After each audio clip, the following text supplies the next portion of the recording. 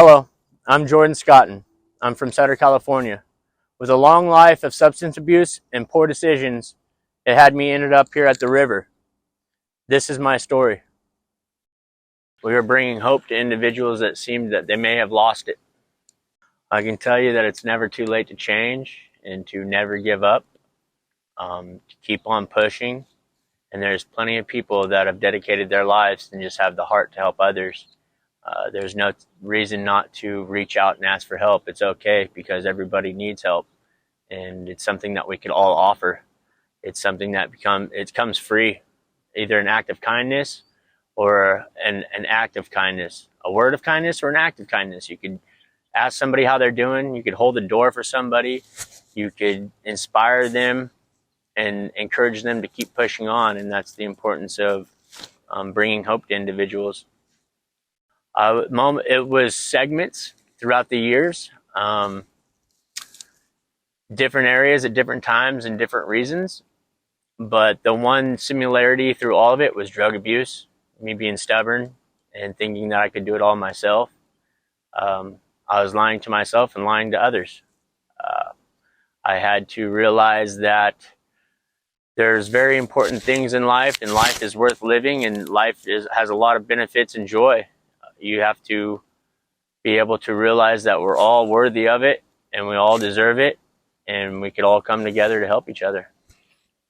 As doors close from the duration of time of substance abuse, the focus on the substance, it's a number, so it's those that are feeling pain. And so it was the time that I was doing it that doors closed, and time is affected by everything.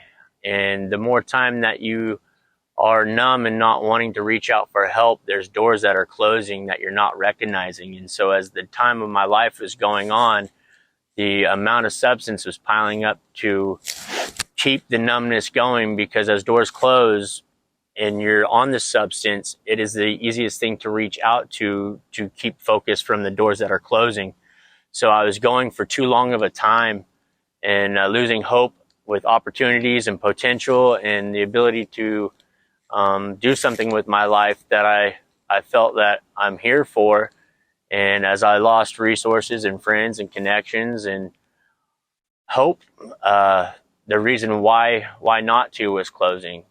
And so it was till it got very bad that I realized that I had two options. It was either to change or to die.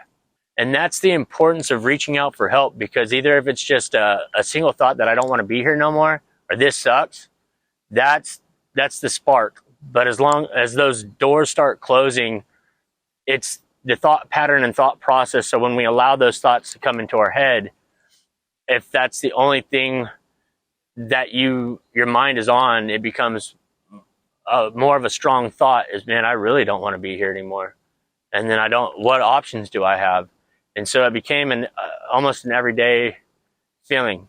It's a battle, because you do the drugs and you think the drugs are going to help, but then when you're so deep, it doesn't. And so you're trying to numb the pain. And then when you get off the drugs, because for me, I would get clean a week before probation to have to go test. And so it was a week of getting clean, or it would actually be 3 days of withdrawal and devastation, then a couple of days of coming back to reality and trying to manage that. And then the gap from there to going and being clean into going back, it was so severe that things got so out of whack, is that it became a frequent thought of mine, is the pain. It was so bad on both sides, is you think the drugs are going to help, but then you fall back in that cycle, and then they're not even enjoyable anymore. At first it was enjoyable, make the good times better, make the better times great. And then for the hurts, habits, and hangups, it numbed that. So it was a combination of variables, but then the good isn't great no more. And everything starts to transition. And then when all you got is brokenness, that's when you're clinging to the substance like a life preserver. And eventually your mind will deteriorate and you will start to become unbalanced, and you'll lose the train of thought, the conscious ability to have control over your thought. And then you're battling racing thoughts, and it's hard to balance those And so it came to a point to where I couldn't manage that anymore, and I was going to take my life. I stepped out in front of an 18-wheeler, battling all that inside my head. And so it got to the point to where it was literally die or change. I just wanted to make something with my life. I knew that I have the ability, skills, and talents and attributes to do that when sober, or just there's always been pieces of you, and I believe everybody has them. They know that they're good at something, and it's very true, so they have to believe it. But I was going to LA to want to do something. I wanted to make something with my life. I wanted to share my experience. I wanted to share the battle and the struggle to give hope to other individuals. And I was hearing things. I was hearing the voices and hearing their actual voices of loved ones. I was hearing my friends and my family saying, we don't want you around no more. And when those sort of things occur, that why I wouldn't, it becomes it's a very dangerous ratio of why and why not. And I decided that what good will I be if I'm not here?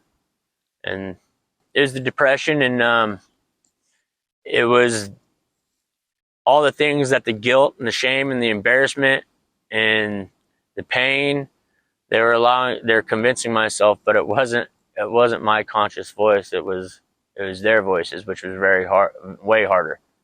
It makes it a lot more real.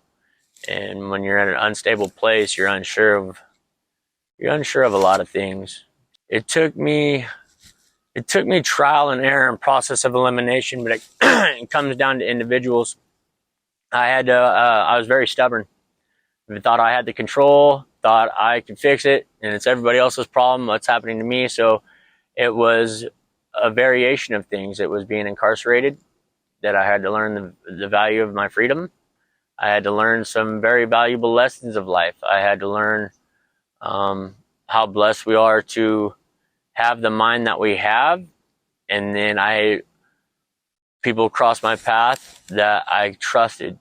And trust is by far one of the top 5 variables into why someone will get help, is because if you're broken enough like I was, you'll feel like that's not an option because people won't understand, and then people don't really care. And it wasn't until people started crossing my path that I knew that they generally cared. And then when I opened up, they're able to give me a piece to my puzzle for healing, as encouragement, support, direction, resources, behavioral health, incredible individuals within that facility that they care. And so it wasn't through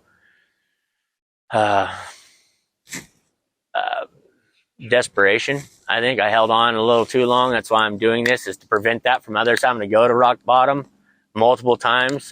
This is the reason I'm doing this, is so that people don't have to lose opportunities in jail and have all the aggravation and the miscommunication and the breaking of relationships and opportunities and resources, and then their life having to restart back over. Is letting people know that it's okay to ask for help. And there's plenty of programs, services, departments, people within those that you can call. There's hotlines for those that are that need immediate care and help. And then there's plenty of opportunities for individuals to walk in or just reach out and ask for help. The pain, the pain, everyone has their limits. That's why the stigma of suicide and things like that is no one knows each other's story. Until we ask, how are you doing? And then give encouragement and trust to allow them to open up, to release what's building up. People will never truly understand how much pain an individual is going through. I could pinch and poke one person and pinch and poke the next person. Their receptors and everything about them are different, so you don't know the level of pain. And some people are very good at covering it up until there's a psychological aspect to where the mind will break, and that's not good. It's very dangerous. And so I didn't want to be here anymore. I just wanted to go home. Is my take on it. I stepped out in front, and it was probably, I did it twice. There was a truck about approximately 20 yards away. Then I heard a little voice that said, I wouldn't make you do that. And I heard everything going chaotically, and I heard everything. But then when I heard in the back of my mind, I wouldn't make you do that, everything came back, stepped back. It was more chaotic than prior. It got me frustrated and angry. And the next one came, and so it was probably approximately 10 yards. And then I just closed my eyes, and it went by, and I just felt wind. And I didn't know what was going on, but I was so insecure and scared to talk to people about it, because whatever the belief is, the science of it is I was hearing voices. So however that was going is I already been 5150'd a few times, and then I got 5250'd. So I kept it to myself for a long time, because I knew how it would be taken, so, and I was still at a point gathering myself. So it was a combination of things. It was absolutely my mind still trying to be rebuilt. And when you do not reach out for help, all your assumptions inside of your head will accumulate. And then you start to perceive your own reality. I've battled different substances throughout different times. The first one, which was the initial spark, because it's a gear that develops with whatever the substance. So Adderall was the first one. I just abused the Adderall. And so the amphetamine started that gear. And then that was in high school. And so that reached a limit. And I finally kicked that, then moved on. And it was just alcohol and other drugs, cocaine, and wanting to make the good times great. And then I raced motocross, and I broke my tibia, fibula, left arm, and left collarbone in a wreck, and was on painkillers. And then that was a good 7 years of a battle, up to 30 Norcos or multiple Oxycontins in a bottle, a fifth a day. So that was a segment. Then I lost my grandfather, and he was my rock. He battled alcohol very much, and was a very severe case. And then he got sober at 45 before I got born, and was my best friend. And I was in a difficult relationship with someone I was with just to party with. And I was staying there, and my dad showed up and said, you might want to say goodbye. And reality hit. And it wasn't until the loss of him that I really realized, what am I doing with my life? So I let go of the painkillers and got through that process. And then Adderall back again in college, thinking that I had the kick on the Adderall, but then realizing that if you have addiction, that gear's built. So as soon as I did that whole thought pattern and the thought process would reoccur, and then I got strung out and dropped out of college. And then after dropping out and having to start all the way back over again, that's when the dope hit.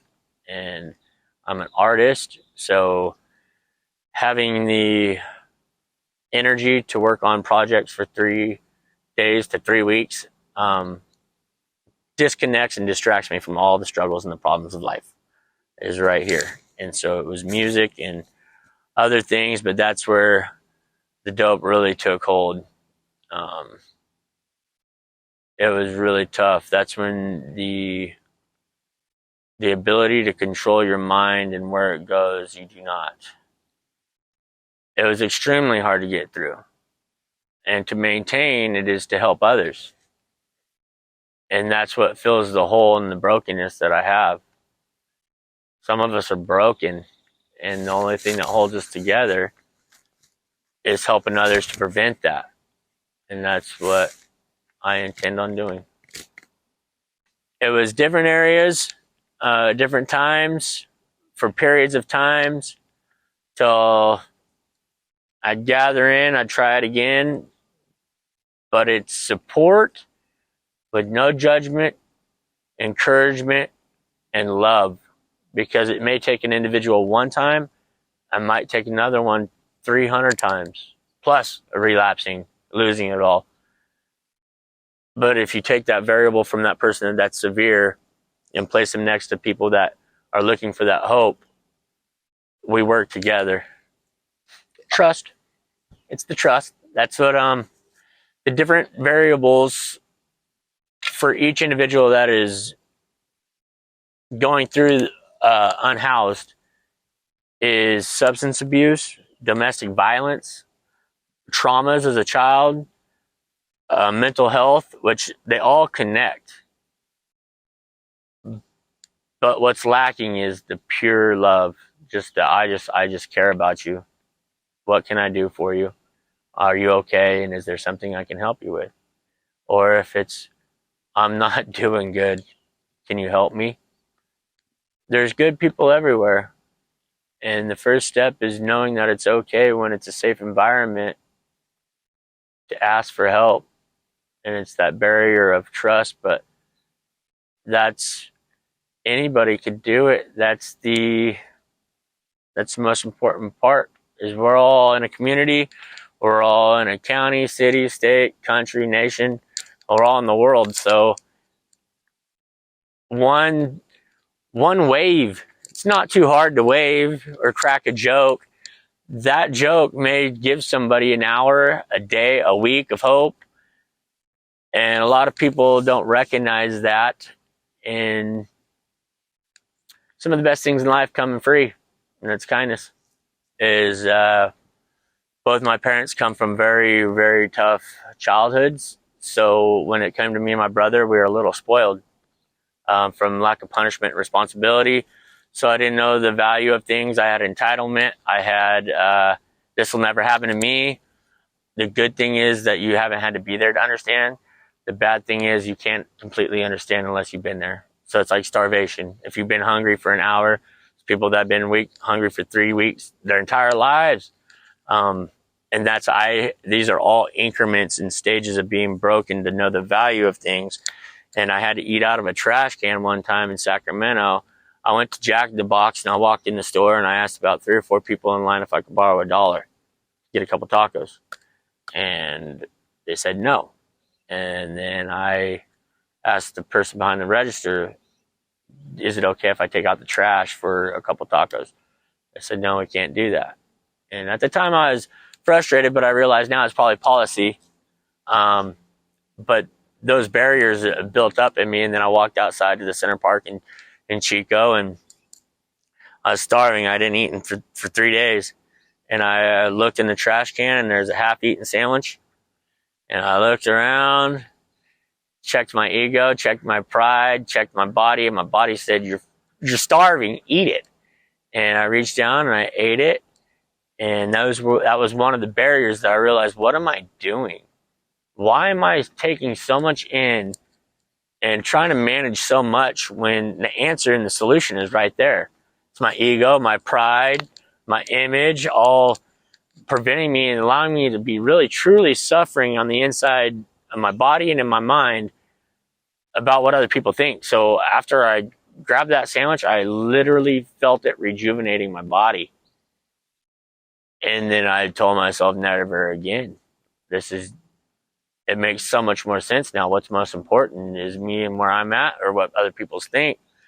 And it started clicking and just starting to reach out for help. It's like, it feels so much better to ask for help and get help than endure and let it pile up and build up and build up. And then you see all the things of the situations that occur that people are breaking and losing it. And it'd be hunger. Jail was the location. It was actually a couple months prior that I have a lump in my chest. And when you're on substance, the assumption will go wild. So I have cancer, right? That's still, oh man, this is it. I only got so much time. And that's when you start to understand. I started to understand, it's like, what if I only have 6 months or a year left of living? Well, that's not enough time. And I didn't want to tell nobody, because it would have broke my family, telling them that I have cancer, especially after all the devastation. Is like, this is the last hurrah. Is like, he's got to go out like this. So I didn't say nothing. I kept it in. And then I got off probation in Yuba County for 2 weeks. thought I had it covered. I just got off the dope, got back to work, just started things better, and stopped by a friend and thought I could have a drink. I couldn't have a drink. I had the bottle. I had a whole handle of wine, and then I got into an altercation over a drone and private property, and it depends on the perspective of what occurred. But in my mind, I took it far more than what I thought I was protecting the neighborhood, was just trespassing and other things, to where we got into an altercation over words said, and I caught me a battery with great bodily injury, and that was the one that upset everything, because I'm just very emotional, and so it was the words that were said that hurt me, but I didn't understand the extent that I took the situation. And now here I am looking at 4 years plus in state prison. And that's another variable. Okay, I'm going to die in prison.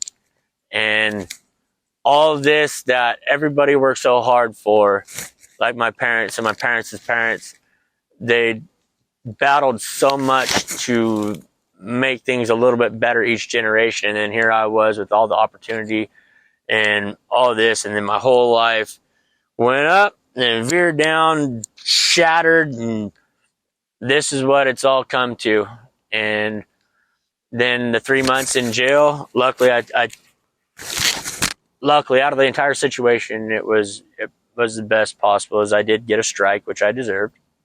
And then 3 months incarceration is enough time to get a stable mind, get back balance as possible with medications that they provide, no dope, and it's plenty of time to think in there. So I started to evaluate and structure how I'm going to get out of this. And so it was then in jail, I was talking to therapy, talking to the doctor and getting the right medication, being honest about how I felt each time I saw them to adjust the medication, not abusing that privilege either, just which I'd done in the past, is just give it to me all, put me in the too much to where I'm not stable at all, or I'm just brr. So it was communicating, which is the most important thing, is communication and trust and honesty, by knowing yourself and then discussing how you're feeling at that time and making a few adjustments. Then you start climbing, and then you get achievements, then you get a few more opportunities, you build some more relationships, you get more contacts, and then therefore you have your support system. And that's out of my own wrongdoing. I lost all that. And so after slowly accumulating these things back into my life, my why to keep moving forward changed from this is why I'm moving forward. And there's a lot of reasons why, but it's because there's people that cared, and there's people that need it, and there's people that didn't deserve me living the lifestyle I did. So I one step in front of the other. And as I had more people and resources, the days got brighter. If you find some people that are in counseling or therapy, more times than not, they have been there. Either a family member or themselves battled substance abuse, or one of those things. And getting people to recognize that, to break that barrier in a safe environment with a therapist, which is a non-judgmental, safe environment that's just going to give wisdom, support, knowledge, and education on the things that they're struggling with. And also with other places. There's other structures, and there's other places with people that are just wanting to listen, and they're able to try to break that wall. It's mental health. The mental health gets a bad stigma, but we all have the health of our mind. It gets a bad rap, but either way you look at it, it's just as important, if not more, than our physical health, because your body won't operate if your mind ain't able to direct it. And by holding it in, it's way harder, but it's understandable that we all must understand that we only know what we've been through and what we've been taught. So if what's been in line our whole lives is not being able to talk to nobody. That's what develops into our mind, is we can't talk about it because they're not going to understand. They're not going to care. They don't know. And so one of the key elements is finding that support system. It's giving appreciation and gratitude also that due, because that encourages it back. And then they want to make sure that they help you through. And when you let someone know how much it matters to you once you're getting that help and that barrier is broken, the relief and the comfortability and the peace that's brought with that is priceless. If you look everywhere in the world, people are running to chase the money to kind of maybe facilitate that whole. It's like, if I get a new house, it'll be good. If I accomplish this, or I have this position, or if I get all this done, I'm going to be happy. And then when they get there, they're not. It's starting with right here and what we can do within ourselves, and then sharing that with others, and the peace of mind. And the peace of mind is priceless. I started in jail with therapy, with behavioral health, and then that was a stepping stone that I knew once it worked in there was also available on the outside. And so it'd be good to maintain that, to be able to talk to somebody, to be able to see the psychiatrist, to get medications, get the right medication, stabilize, and then keep in touch. Because once you're through it, it's there. It's pretty important and critical that you maintain. And so following with those services and those departments and those relationships, because it's the relationships that I've built. Mr. Flo and Sarah and everybody that's on the crew right here, none of this would be possible if we weren't joining together, and it would have never been possible if I didn't ask for help. So recognizing that and making the effort to want to change, that's where these people want to encourage you. And Dr. Kotz and Sarah and John have just been helping me, direct me into maintaining and supporting and encouraging me, and giving me opportunities to share my story and to share things and make all that chaos and that destruction and that pain into a purpose. And if there's anybody out there that's hearing this, is struggling mentally, physically, homeless, not homeless, wherever they're at, I want you to know that it's never too late. You're very much worth it. Do not give up. One step in front of the other. One positive thought, one positive person. But know you are very worthy of a life and deserving of it, and deserve help. And for the individuals that cross paths with those that are unfortunate right now, struggling and battling things that it may be hard to comprehend, is to understand that everything happens for a reason. And a lot of us that lived it, we didn't choose it. Sometimes the drugs seems like we're choosing it, but it's because we are not able to handle the situations and the struggles that is numbing it. And if you do cross paths with somebody, a smile, a wave, a word of encouragement.